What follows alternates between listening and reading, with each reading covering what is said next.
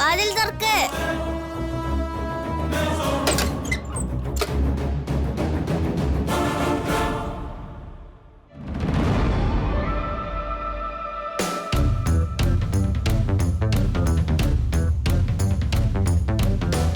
Anti എവിടെയെങ്കിലും പോകുന്നുണ്ടോ? ഇല്ല.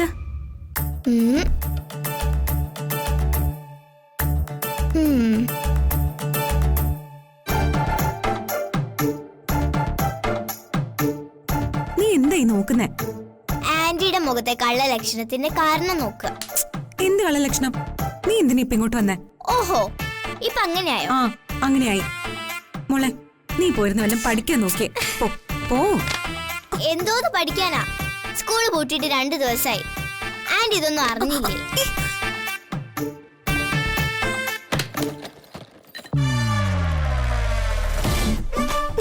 ഇവള് സോറി ആന്റി.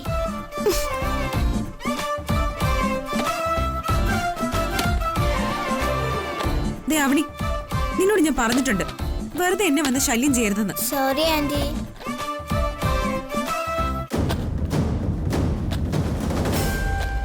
ഇത് താലിമാലയല്ലേ? താലിമാലയോ? ഇത് താലിയൊന്നുമല്ല. അല്ലെങ്കിൽ തന്നെ നിനക്ക് എങ്ങനെ അറിയാം താലിയൊക്കെ കണ്ട? അതിനുള്ള പ്രായമൊക്കെ നിനക്കായോ? ആ, എന്നാ ശരി. താലി കണ്ടാ മനസ്സിലാവുന്ന വലിയ ആൾക്കാരെ ഞാൻ പോയി വിളിച്ചോണ്ട് വരാം. നീ ഇതെവിടേക്കാ? അമ്മേനെ വിളിക്കാൻ. എന്തിനാ? ആന്റിയുടെ കഴുത്തിൽ കിടക്കുന്നത് താലിയാണെന്ന് എനിക്കൊരു സംശയം. ആ സംശയം അമ്മയോട് ചോദിക്കാം. അയ്യോ മോളെ, ഇവിടെ നിക്ക്.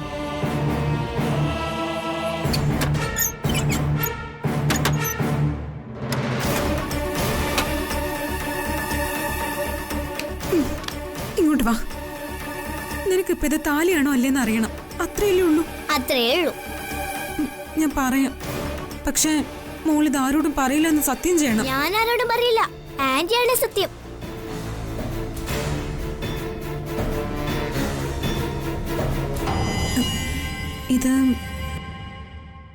ഇത് താലി തന്നെയാ.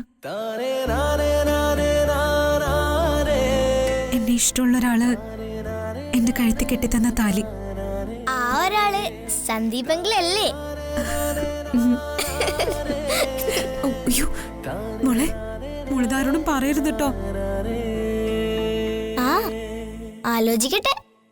കുറച്ച് പൈസ ചെലവാകും. എന്തിന്? പറയാതിരിക്കാൻ. അമ്പടി, എന്താന്ന് വെച്ചാ നിനക്ക് ചെയ്തു തരാം മോളെ. എങ്കിലൊക്കെ ഡീൽ. പക്ഷേ ഒരു കുറവുണ്ടല്ലോ.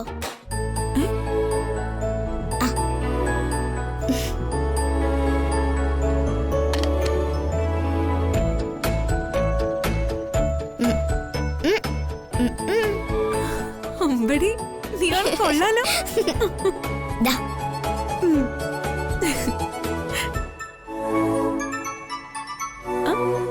കേട്ടോ.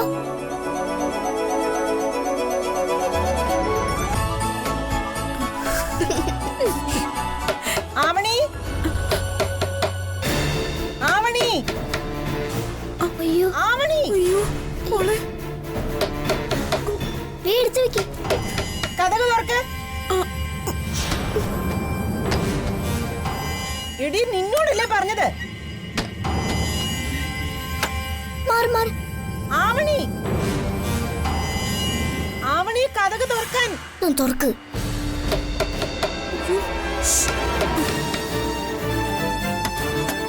ഈ കഥ കടിച്ചിട്ട് എന്ത് ചെയ്യുവാ? കഥ തുറക്കടി.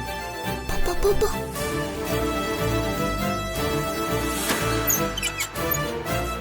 എത്ര നേരമായിട്ട് ഞാൻ നിന്നെ വിളിക്കുന്നു.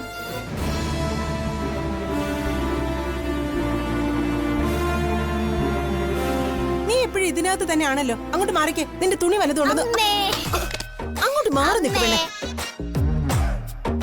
അമ്മേനെ എടുക്ക്. അയ്യോ ആവണി, വിട്. അമ്മേ.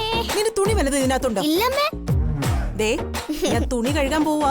കഴുകി തീരുമ്പോ അവിടുന്ന് ഇവിടുന്ന് പെറുക്കിക്കൊണ്ട് വന്നാലുണ്ടല്ലോ നല്ല അട്ടി ഞാൻ വെച്ച് തരും. ഷൂ ഇറങ്ങ്. അവിടെ കിടക്ക്.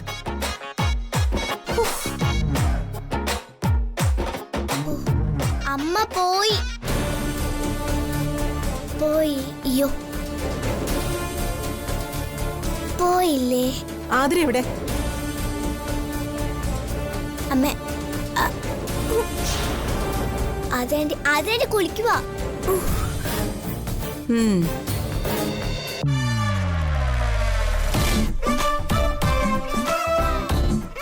അയ്യോ അടി.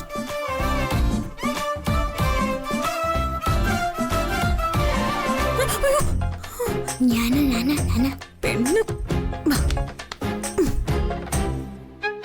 അമ്മ പോയി. Thank you. അപ്പൊ ഞാൻ പറഞ്ഞു വന്നത് എന്തായിരുന്നു?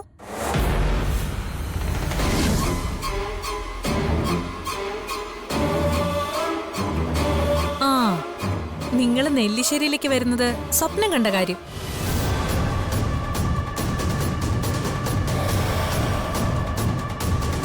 നിങ്ങൾ വന്ന എല്ലാ കാര്യങ്ങളും എല്ലാരോടും പറഞ്ഞു. അങ്ങനെ എല്ലാവർക്കും ബോധ്യമായി ഈ കഥയിലെ വില്ലത്തി ഈ അവന്തികയാണെന്ന്. അല്ല, വെളുപ്പാങ്കാലത്ത് കാണുന്ന സ്വപ്നം ഫലിക്കുന്ന പണ്ടുള്ളവര് പറയുന്നേ. നിന്റെ സ്വപ്നം ഫലിച്ചാലും ഇല്ലെങ്കിലും നടക്കാൻ പോകുന്ന സത്യം അത് തന്നെയാ. അതിനുവേണ്ടിയാ ഈശ്വരൻ എന്റെ ആയുസ് ഇങ്ങനെ നീട്ടി തന്നോണ്ടിരിക്കുന്നത്. അല്ല,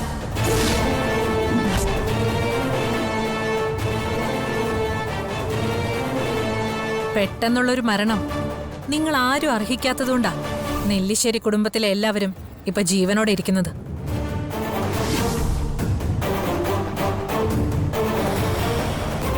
ഞാൻ കണ്ട സ്വപ്നം ഇപ്പോഴും തീർത്ത് പറഞ്ഞില്ല.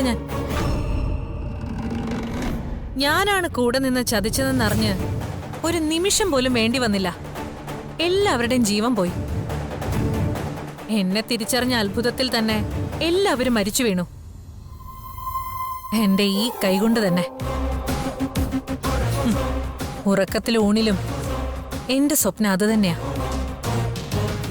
മൂത്ത് നരച്ച സേതുമാധവന് വയോവൃദ്ധ മരണം അല്ല വിധി. എന്റെ കൈകൊണ്ട് ദാ ഇങ്ങനെ.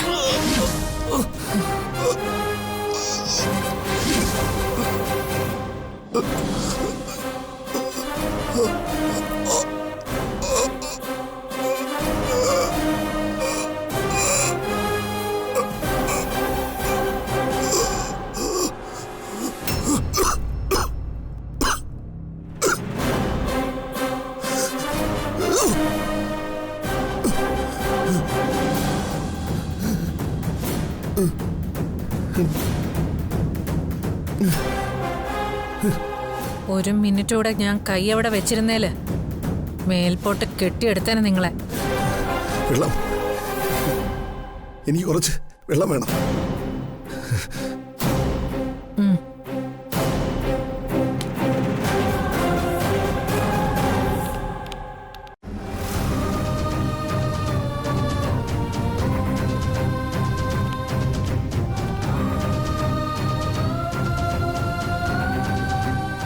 ഒരു മിനിറ്റൂടെ ഞാൻ കൈ എവിടെ വെച്ചിരുന്നേല് മേൽപോട്ട് കെട്ടിയെടുത്താന് നിങ്ങളെ.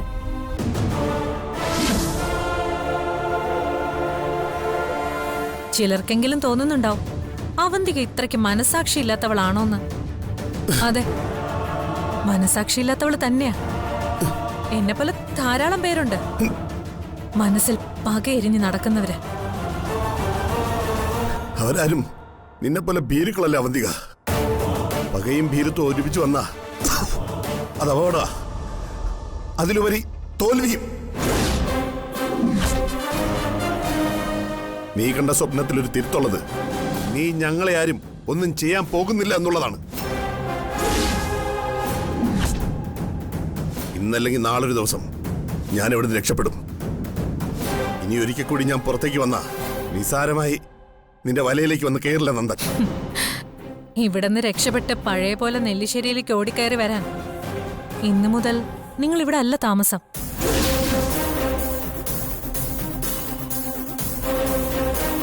രക്ഷപ്പെട്ടാലും പെട്ടെന്നെത്താൻ പറ്റാത്ത ദൂരത്തേക്ക് ഇവര് നിങ്ങളെ എത്തിക്കും.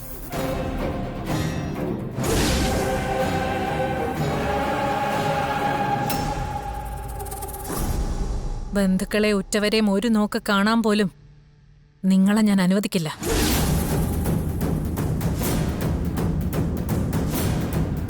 ആരും എത്തിപ്പെടാത്ത ദൂരത്ത് നിന്ന് നിങ്ങൾ അറിയണം, നെല്ലിശ്ശേരിയിലെ നിങ്ങളുടെ രക്തബന്ധങ്ങൾ അത്രയും രക്തയോട്ടം നിലച്ച് നിശ്ചലമായെന്ന്. നിശ്ചലമാക്കിയത് ഈ അവന്തികയാണെന്ന്. നീ പറയുന്നതൊക്കെ കേട്ട് ലെവലേശം പേടിക്കുന്നില്ല ഞാൻ. കാരണം നിന്റെ മനസ്സിലിരിപ്പ് നീ നടത്തിയെടുക്കുന്നതിന് മുമ്പ് നീ കുഴിച്ച കുഴിയിൽ നീ തന്നെ വീഴും. അർച്ചനയുടെ മുമ്പിൽ അടിയറവ് പറഞ്ഞ് സ്വയം നാണം കെട്ട് നീ ആത്മഹത്യ ചെയ്യും. അല്ലെങ്കിൽ അർച്ചനയുടെ കൈ ഉണ്ടാവും നീ മരിക്കാൻ പോകുന്നത്.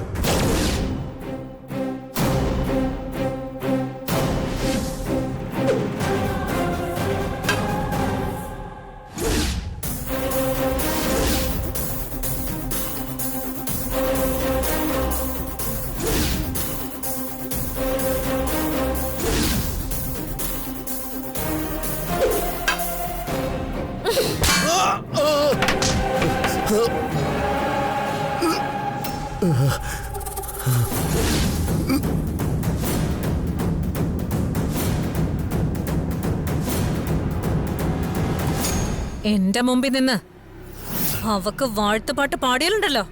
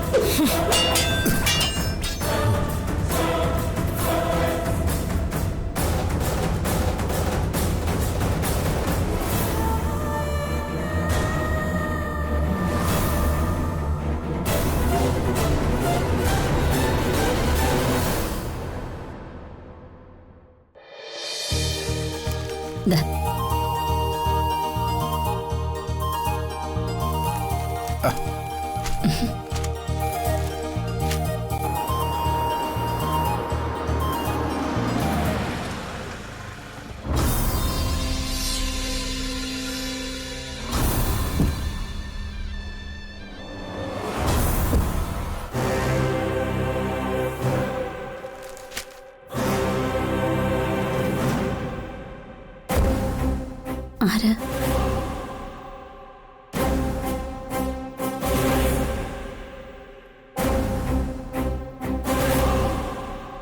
അനൂപിന്റെ വീടല്ലേ ഇത്? അതെ, അനൂപിന്റെ വീട്.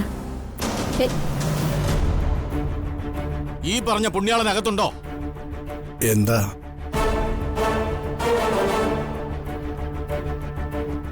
എന്തിനാ? ഉണ്ടെങ്കിലൊന്ന് വിളിക്കൂ, എനിക്ക് ചില കാര്യങ്ങൾ പറയാനുണ്ടായിരുന്നു.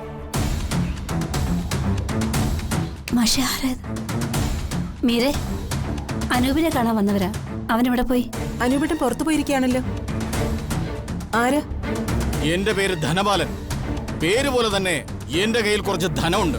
നാട്ടുകാർക്ക് ഉപകാരപ്പെടട്ടെ എന്ന് കരുതി അതിൽ കുറച്ചെടുത്ത് ഞാൻ എല്ലാവരെയും സഹായിക്കാറുണ്ട്. അങ്ങനൊരു സഹായം ഇവിടത്തെ അനൂപിനോടും ചെയ്തു. പക്ഷേ ആ നന്ദി കെട്ടവൻ ഇത്രയും നാളായിട്ട് എന്നെ മറന്നു. എന്താ, ആർക്കും ഒന്നും മനസ്സിലായില്ലേ? എന്റെ കയ്യിൽ നിന്ന് ഇവിടത്തെ അനൂപ് കുറച്ച് കാശ് വാങ്ങി മുങ്ങി നടക്കുകയാണെന്ന്.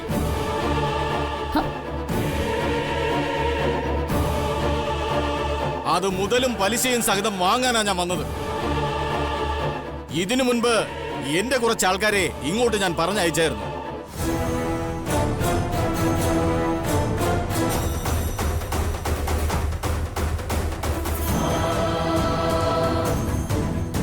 നിന്റെ വീടും കൂടിയൊക്കെ ഞങ്ങൾ സ്കെച്ച് ഇട്ടിട്ടുണ്ട്. ഇനി വിളച്ചില് കാണിച്ച ഇപ്പൊ കാണിക്കുന്ന ഒരു മര്യാദയും നീ പ്രതീക്ഷിക്കരുത്. വീട്ടിൽ കയറി കുത്തിന് പിടിച്ച് കാശ് വാങ്ങിക്കും. അന്നെന്തോ നക്കാപ്പിച്ചയും കൊടുത്ത് അവധിയും പറഞ്ഞ് അവരെ പറഞ്ഞയച്ചു. എന്നാൽ ഇന്ന് അങ്ങനെയല്ല. കിട്ടേണ്ടതൊക്കെ വാങ്ങിയിട്ടേ ധനപാലൻ ഇവിടെ നിന്ന് പോകൂ. നിങ്ങൾക്ക് അനുപേട്ടൻ പൈസ തരാനുണ്ടെങ്കിൽ തരും. അതിന് നിങ്ങൾ ഇവിടെ കിടന്ന് ബഹളം വെച്ചിട്ടോ വഴക്കുണ്ടാക്കിയിട്ടൊന്നും കാര്യമില്ല. മീരെ. കിട്ടുമ്പോ തരാം. നമ്മൾ അനൂപിന്റെ ആരാ? ഭാര്യയാ. എന്നാ ഭാര്യ അവിടെ അടങ്ങി നിൽക്ക്.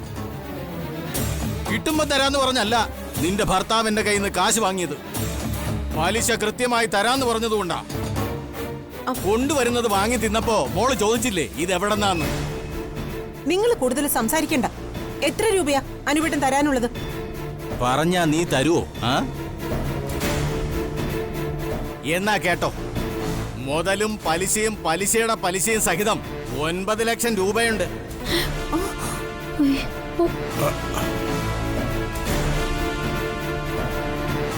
എന്താ ആരുടെയെങ്കിലും കയ്യിലുണ്ടോ തരാൻ? അത് സാറേ, ഞങ്ങളുടെ സ്ഥിതി ഇപ്പൊ വളരെ മോശമാ. അവൻ വരുമ്പോ ഞാൻ പറയാം. എങ്ങനെയെങ്കിലും തിരികെ തരാൻ നോക്കാം ഞങ്ങള്. എനിക്കതിനൊന്നും സമയമില്ല. മൂപ്പി എന്ന് വിചാരിച്ചാൽ നടക്കുന്ന കാര്യവുമല്ല. അവൻ വരട്ടെ. ഇന്നിവിടുന്ന് കാശും കൊണ്ടേ ധനപാലം പോവൂ. സാറേ, അനുഭവം വന്നല്ലോ.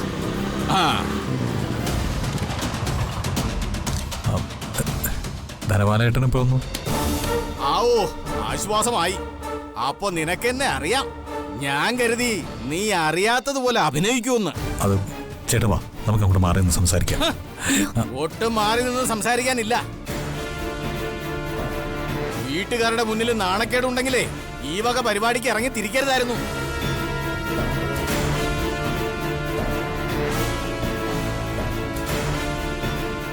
എന്റെ മുതലും പലിശ വാങ്ങാതെ ഞാൻ ഇനി ഇവിടുന്ന് എങ്ങോട്ടുമില്ല. ചേട്ടാ, ഞാനത് തരാം. എന്ന് എനിക്ക് കുറച്ച് സാവകാശം തരണം. ഇനി സാവകാശമൊന്നുമില്ല. കാശായിട്ട് തരാനില്ലെങ്കിൽ ഈ വീടും പറമ്പും എന്റെ പേരിൽ എഴുതിത്താ.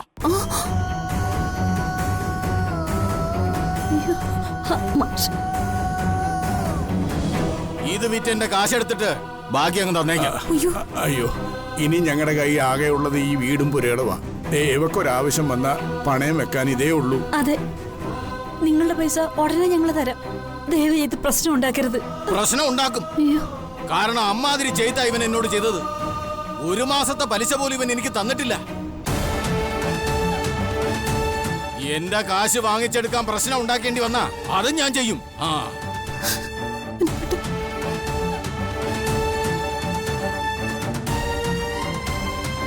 നാട്ടുകാരറിഞ്ഞ നാണക്കേട് ഉണ്ടാവുമെങ്കിൽ ഈ പണിക്ക് നിൽക്കരുതായിരുന്നു. ഇനി കൂടുതൽ സംസാരമൊന്നുമില്ല. എന്റെ കാശ് എനിക്കിപ്പൊ കിട്ടണം. മൂക്കിന് താഴെ മീശയും വെച്ചോണ്ട് നടന്നാ പോരാ. ആണുങ്ങളെ പോലെ ജീവിക്കാൻ വേണം. നല്ല തടിയും തൂക്കം ഉണ്ടല്ലോ. വാക്ക് പറഞ്ഞ പാലിക്കുകയും വേണം.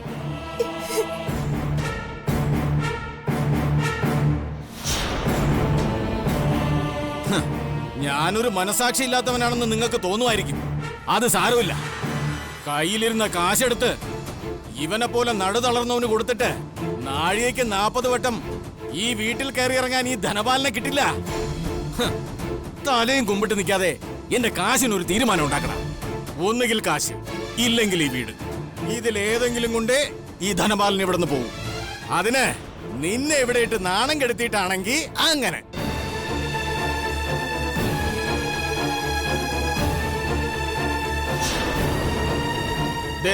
എല്ലാവരും കേൾക്കാൻ വേണ്ടി ഒന്നുകൂടി ഞാൻ പറയുക. കുറച്ച് സമയം കൂടി ഞാൻ തരും.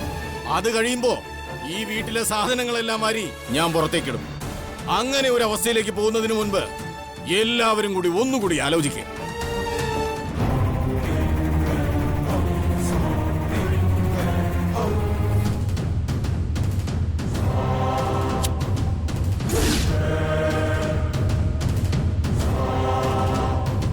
പിന്നെ ആലോചിക്കുന്നതൊക്കെ കൊള്ളാം. ഏറ്റവും ഒടുവിൽ എന്റെ കാശ് എനിക്ക് കിട്ടിയിരിക്കണം. അത്രയേ ഉള്ളൂ.